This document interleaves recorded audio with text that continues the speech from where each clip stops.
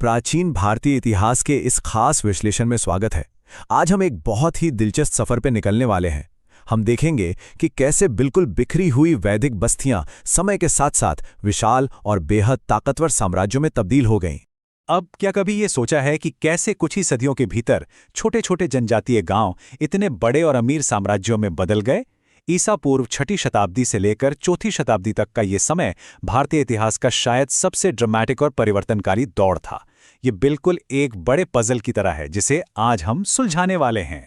तो इस पूरे इतिहास को आसानी से समझने के लिए हमने इसे 6 हिस्सों में बांटा है। पहला, द्वितीय नगरीकरण। दूसरा, 16 महान राज्य।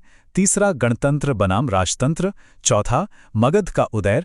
पांचवा, पश्चिमी आक्रमण। और आखिर में तक्षशिला का सांस्कृतिक मिलन। चलिए बिना देर किए शुरू करते हैं। सीधे पहले भाग पर आते हैं, द्वितीय नगरीकरण। सिंधु घाटी सभ्यता के खत्म होने के काफी समय बाद ये भारत में एक नई आर्थिक क्रांति का समय था। अब सवाल ये है कि इस शहरीकरण के पीछे असली ताकत क्या थी? देखिए, ये वो वक्त था जब लोहे के औजारों ने गेम ही बदल दिया था। लोहे की कुल्हाड़ियों से जंगल साफ हुए, जिससे खेती में बाहरी सरप्लस यानी अधिशेष पैदा हुआ। अब जब अनाज ज्यादा था तो व्यापार बढ़ा और नए व्यापारी वर्ग पनपने लगे। और इसमें सबसे बड़ा मील का पत्थर साबित हुए भारत के पहले आहत सिक्के या पंचमार्क चांदी के सिक्के। इन सिक्कों ने व्यापार को एक ऐसी रफ्तार दी जो पहले कभी नहीं देखी गई थी। अब बढ़ते हैं हमारे दूसरे विषय की तरफ, 16 महान राज्य। ये जो नया पैसा और आर्थिक समृद्धि आई, इसने राजनीति को पूरी तरह बदल कर रख दिया। ये महाजनपद शब्द सुनने में काफी भारी लगता है ना, लेकिन इसका मतलब बड़ा दिलचस्प है। संस्कृत में जनपद का शाब्दिक अर्थ है वह स्थान जहां लोग अपने पैर रखते हैं और बस जाते हैं। बौद्ध ग्रंथ, अंगुतर निकाय जैसे प्राचीन ग्रंथों में ऐसे 16 विशाल और बेहद शक्तिशाली राज्यों का जिक्र मिलता है जो उस समय पूरे भारतीय उपमहाद्वीप में फैले हुए थे। अब इस नंबर पर ध्यान देना बहुत जरूरी है, 16। उस समय का प्राचीन भारत, जिसे भारतवर्ष कहा जाता था, किसी एक केंद्रीय सत्ता के अधीन बिल्कुल नहीं था, बल्कि ये पूरी तरह से 16 अलग अलग राज्यों, जिन्हें महाजनपद कहा जाता था, उनमें बटा हुआ था। हर एक महाजनपद की अपनी राजधानी थी, अपनी संस्कृति थी और अपनी खुद की सेना थी। ये आपस में खूब व्यापार भी करते थे और जैसा कि उस दौर में होता था, वर्चस्व के लिए टकराते भी थे। तो एक स्वाभाविक सा सवाल उठता है कि आज हमें इन 16 महाजनपदों के बारे में इतने सटीक रूप से पता कैसे चला? इसका सबसे मुख्य स्रोत है अंगुत्तर निकाय, जो एक प्राचीन बौद्ध ग्रंथ है। इसी ग्रंथ ने हमें उस वक्त के राजनीतिक भूगोल और समाज को समझने की एक बहुत ही प्रामाणिक और स्पष्ट खिड़की दी है। आइए सीधे इस मूल स्रोत को ही देखते हैं। ये तालिका उन 16 महाजनपदों की सूची, उनकी राजधानियों और आज के समय में उनके सटीक स्थानों को दिखाती है। लेकिन हम इसे सिर्फ एक साधारण लिस्ट की तरह नहीं पढ़ेंगे। इस पूरी जानकारी को हम डिकोड करेंगे और आधुनिक नक्शे पर रखकर देखेंगे, ताकि ये हमेशा के लिए याद हो जाए। चीजों को आसान बनाने के लिए हम इन 16 महाजनपदों को आधुनिक भारत के हिसाब से 4 हिस्सों में बांटेंगे। सबसे पहले आधुनिक बिहार के राज्य, फिर उत्तर प्रदेश का मुख्य क्षेत्र, उसके बाद मध्य और पश्चिमी राज्य और आखिर में दक्षिणी और उत्तर पश्चिमी सीमांत राज्य। पहला हिस्सा, आधुनिक बिहार के राज्य। हमारी ये भौगोलिक यात्रा पूरब से शुरू होती है। अब यहां देखना दिलचस्प है कि कैसे प्राचीन सत्ता के ये केंद्र आज के आधुनिक शहरों से बिल्कुल मेल खाते हैं। सबसे पहले है अंग राज्य, जिसकी राजधानी चंपा थी, आज का भागलपुर और मुंगेर का इलाका। इसके बाद आता है मगध, राजधानी थी राजगृह या गिरिव्रज, आज का पटना और गया। और हाँ, यही वो मगध है जो आगे चलकर पूरे भारत का सबसे शक्तिशाली साम्राज्य बना। तीसरा है वज्जी महाजनपद, जिसकी राजधानी वैशाली थी, आज के मुजफ्फरपुर और दरभंगा का क्षेत्र। हजारों साल पहले की वो सत्ताएं आज भी हमारे आधुनिक नक्शे पर मजबूती से टिकी हुई हैं। आगे बढ़ते हैं दूसरे हिस्से की तरफ, उत्तर प्रदेश का मुख्य क्षेत्र यानी हार्टलैंड। चलिए पूरब से थोड़ा पश्चिम की ओर रुख करते हैं। इन नामों की निरंतरता सच में हैरान करती है। काशी का ही उदाहरण लेते हैं, राजधानी वाराणसी, एक ऐसा नाम और शहर जो आज भी अपनी उसी सांस्कृतिक पहचान के साथ जीवित है। फिर है वत्स महाजनपद, राजधानी कौशाम्बी, जो आज के इलाहाबाद या प्रयागराज के आसपास का अहम इलाका है। कोशल राज्य श्रावस्ती से चलता था, जो अब फैजाबाद, गोंडा और बहराइच के इलाकों में आता है। और मल्ल महाजनपद की राजधानी कुशावती थी, आज के देवरिया, बस्ती और गोरखपुर के क्षेत्रों में फैला हुआ एक प्रमुख गणराज्य। यूपी के इसी हार्टलैंड को पूरा करते हुए 3 और अहम राज्यों को देखते हैं। पांचाल, जिसकी राजधानियां अहिच्छत्र और काम्पिल्य थी, आज का बरेली, बदायूं और फर्रुखाबाद। फिर आता है चेदी राज्य, राजधानी शक्तिमती, जो हमारा आज का मशहूर बुंदेलखंड क्षेत्र है, और शूरसेन, जिसकी राजधानी मथुरा थी, जो आज भी आधुनिक मथुरा ही है। हजारों साल बाद भी कुछ भौगोलिक केंद्र बिल्कुल वहीं के वहीं स्थापित हैं। है ना कमाल की बात? अब बात करते हैं तीसरे हिस्से की, मध्य और पश्चिमी राज्य। यूपी से आगे बढ़ते हुए अब हम मध्य प्रदेश, हरियाणा और राजस्थान की तरफ चलते हैं। यहाँ का भौगोलिक विस्तार बहुत ही शानदार ढंग से उभर कर आता है। महान अवंती राज्य, जिसकी राजधानी उज्जैन या महिष्मती थी, वो मध्य प्रदेश के समृद्ध मालवा क्षेत्र में स्थित था। वहीं मशहूर कुरु महाजनपद अपनी राजधानी इंद्रप्रस्थ के साथ उस इलाके पर काबिज था जिसे आज हम दिल्ली, मेरठ और हरियाणा के नाम से जानते हैं। और अंत में मत्स्य राज्य, जिसकी राजधानी विराटनगर थी, वो सीधे तौर पर आज के राजस्थान के जयपुर, अलवर और भरतपुर से जुड़ता है। अब आते हैं चौथे और आखिरी हिस्से पर, दक्षिणी और उत्तर पश्चिमी सीमांत राज्य। चलिए नक्शे को थोड़ा जूम आउट करते हैं। स्रोत का ये आखिरी हिस्सा हमें उन राज्यों की तरफ ले जाता है जो मुख्य राजनीतिक केंद्रों से काफी दूर, एकदम किनारों पर स्थित थे। इससे पता चलता है कि उस वक्त प्राचीन भारतवर्ष का दायरा असल में कितना विशाल था। सुदूर उत्तर पश्चिमी सीमाओं पर नजर डालते हैं, जो प्राचीन दुनिया के व्यापारिक मार्गों का प्रवेश द्वार हुआ करती थीं। कंबोज, जिसकी राजधानी हाटक थी, आज के राजौरी और हजारा के ठंडे पहाड़ी इलाकों में आता है। और फिर गांधार, ये वो बेहद महत्वपूर्ण क्षेत्र है जो आज आधुनिक पाकिस्तान के रावलपिंडी और पेशावर तक फैला हुआ था। इस ऐतिहासिक विरोधाभास को समझना काफी दिलचस्प है। तक्षशिला, जो प्राचीन काल में ज्ञान, दर्शन, शिक्षा और विश्व व्यापार का एक बहुत बड़ा केंद्र थी, वो आज आधुनिक भूगोल में रावलपिंडी और पेशावर के रूप में जानी जाती है। समय के प्रवाह में न सिर्फ विशाल राजनीतिक सीमाएं बदलती हैं, बल्कि सदियों पुराने शहरों की पूरी पहचान और नाम भी हमेशा के लिए बदल जाते हैं।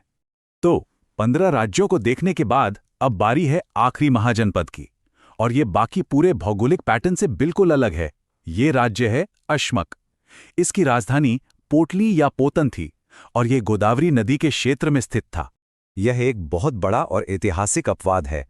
यह कल्पना करना अद्भुत है कि उन 16 प्राचीन महाजनपदों में से अशमक पूरी तरह से अकेला खड़ा था। यह दक्षिण भारत में स्थित एकमात्र महाजनपद था। बाकी सभी 15 राज्य उत्तर, पश्चिम या पूर्वी भारत में केंद्रित थे, लेकिन अशमक ने भौगोलिक दूरियों को पार करके गोदावरी के तट पर अपनी एक बिल्कुल अलग और अनूठी दक्षिणी पहचान बनाई थी। तो इस पूरी विस्तृत भौगोलिक यात्रा के बाद एक बहुत बड़ा सवाल उभरकर सामने आता है। ये जो पूरी तरह से बटा हुआ परिदृश्य था, जहां 16 अलग-अलग गणराज्य और राज्य अपनी अपनी शक्तियों का प्रयोग कर रहे थे, वो आखिरकार उस विशाल और एकजुट प्राचीन भारतीय साम्राज्य में कैसे तब्दील हो गया? कैसे इन खंडित महाजनपदों के बीच से मगध जैसा एक शक्तिशाली साम्राज्य उभरा, जिसने पूरे उपमहाद्वीप को एक ही धागे में पिरो दिया? ये एक ऐसा सवाल है जो हमें इतिहास के अगले अध्याय को खंगालने पर मजबूर कर देता है। अब था हमारा तीसरा हिस्सा है गणतंत्र बनाम राजतंत्र। अब जब इतनी सारी शक्तियां एक साथ उभरेंगी तो भयंकर राजनीतिक टक्कर तो होगी ही। इस दौर में शासन के 2 बिल्कुल अलग रूप देखने को मिल रहे थे। एक तरफ कौशल और अवंती जैसे राजतंत्र थे, जहां सत्ता एक ही परिवार के राजाओं के पास पीढ़ी दर पीढ़ी रहती थी, लेकिन दूसरी तरफ वज्जी और मल्ल जैसे गण या गणतंत्र थे, जहां शासन कोई एक राजा नहीं बल्कि एक सभा या परिषद चलाती थी। ये सच में कमाल की बात है कि वज्जी संघ के लिच्छवियों को दुनिया का पहला गणतंत्र माना जाता है। मतलब इस दौर में पॉलिटिक्स को लेकर बहुत ही इनोवेटिव प्रयोग हो रहे थे। हमारा चौथा भाग है मगध का उदय। इन 16 महाजनपदों की आपसी खींचतान और रेस में आखिर मगध ही क्यों जीता? इसके पीछे कुछ बहुत ही सॉलिड रणनीतिक फायदे थे। मगध के पास जो राजधानियां थीं, वो लगभग अजेय थीं। पहले पहाड़ों से सुरक्षित राजगृह और फिर नदियों से घिरा पाटलिपुत्र। इनके पास तांबे और लोहे की समृद्ध खदानें थीं, जिससे उन्हें बेहतरीन हथियार मिले, और उनके घने जंगलों ने उन्हें मजबूत लकड़ियां ही नहीं बल्कि युद्ध के लिए शक्तिशाली हाथी भी दिए। इन भौगोलिक फायदों को हराना बाकी राज्यों के बस की बात नहीं थी। मगध रातों रात इतना बड़ा नहीं बन गया था। इसके पीछे कई राजवंशों की एक पूरी चेन थी। 544 ईसा पूर्व में हर्यक वंश से इसकी शुरुआत हुई। फिर 412 ईसा पूर्व में शिशुनाग वंश सत्ता में आया और चौथी शताब्दी के मध्य तक आते आते शक्तिशाली नंद वंश ने सत्ता संभाल ली। इन सभी ने मिलकर सत्ता को इस तरह मजबूत किया कि उत्तर भारत का पहला महान साम्राज्य खड़ा हो गया। इन राजाओं की रणनीतियां भी कम खतरनाक नहीं थी। हर्यक वंश के बिंबिसार ने कूटनीतिक शादियों के जरिए अपना साम्राज्य फैलाया। उनके बेटे अजातशत्रु ने युद्ध में एकदम नए और खतरनाक हथियारों का इस्तेमाल शुरू कर दिया। और फिर जब महापद्मनंद का समय आया तो उसने सचमुच उत्तर भारत के सभी क्षत्रिय राजवंशों को ही उखाड़ फेंका और एक विशाल सेना का निर्माण किया। 5वां भाग है पश्चिम से आक्रमण। जब भारत के भीतर ये सब चल रहा था और इतनी अपार संपत्ति बन रही थी तो दुनिया की नजरें तो पड़नी ही थीं। सबसे पहले फारसी यानी पर्शियन साम्राज्य ने भारत का रुख किया। साइरस द ग्रेट के अभियान के बाद डेरियस प्रथम ने सिंधु घाटी पर कब्जा कर लिया। लेकिन यहां सबसे ज्यादा हैरान करने वाली बात यह है कि ज़ेरेक्सिस ने यूरोप में लड़ने के लिए भारतीय सैनिकों की तैनाती की थी। जरा सोचिए, इतिहास में यह पहली बार था जब भारतीय सैनिक यूरोप की धरती पर युद्ध लड़ रहे थे। और फिर 326 ईसा पूर्व में एक ऐसे शख्स की एंट्री होती है जिसे पूरी दुनिया जानती है, सिकंदर महान। उसने सिंधु नदी पार की और झेलम नदी के तट पर बैटल ऑफ हाइडेस्पेस में भारतीय राजा पोरस के साथ उसका एक बेहद खूंखार युद्ध हुआ। ये लड़ाई इतनी भयानक थी और पोरस ने इतनी बहादुरी से लड़ाई की कि सिकंदर भी प्रभावित हो गया और उसने पोरस को उसका राज्य सम्मान के साथ वापस लौटा दिया। लेकिन एक बड़ा सवाल, सिकंदर की वो अजय सेना आखिर आगे क्यों नहीं बढ़ी? वजह था ये नंबर 2 लाख। ये धनानंद की मगध सेना में सिर्फ पैदल सैनिकों की संख्या थी। इसमें हजारों घुड़सवार और युद्ध हाथी तो अलग से थे। सिकंदर के सैनिक सालों से लगातार युद्ध लड़ते हुए बुरी तरह थक चुके थे और इस विशालकाय भारतीय सेना का सामना करने के ख्याल ने ही उन्हें डरा दिया। उन्होंने आगे बढ़ने से साफ इनकार कर दिया और सिकंदर को वापस लौटना ही पड़ा। हमारा छठा और आखिरी भाग है तक्षशिला का सांस्कृतिक मिलन। अब इन युद्धों और आक्रमणों का नतीजा सिर्फ खून खराबा नहीं था। जब अलग अलग दुनिया आपस में टकराती हैं तो एक नई संस्कृति भी जन्म लेती है। गांधार की राजधानी तक्षशिला को ही ले लीजिए। वहां की पुरातात्विक खोजें एक शानदार तस्वीर दिखाती हैं। एक ही शहर में बौद्ध मठ, हिंदू मंदिर और ग्रीको रोमन वास्तुकला एक साथ फल फूल रहे थे। ये एक बेहतरीन उदाहरण है कि कैसे ज्ञान, व्यापार और अलग-अलग धर्म आपस में मिलकर एक पूरी तरह से नई और समृद्ध सभ्यता को आकार दे रहे थे। इस विश्लेषण के अंत में एक बहुत ही गहरा सवाल सामने आता है। जब विशाल साम्राज्य आपस में टकराते हैं तो असल में कौन किस पर विजय प्राप्त करता है? क्या ये सिर्फ जमीन की जीत होती है या विचारों और संस्कृति की? ईसा पूर्व 6ठी सदी का भारत सिर्फ ताकतवर राजाओं के उदय की कहानी नहीं है, बल्कि ये इंसानी इतिहास के सबसे बेहतरीन सांस्कृतिक मिलन की भी कहानी है। उम्मीद है कि इस चर्चा ने प्राचीन काल को एक नए और रोमांचक नजरिए से समझने की उत्सुकता जरूर जगाई होगी।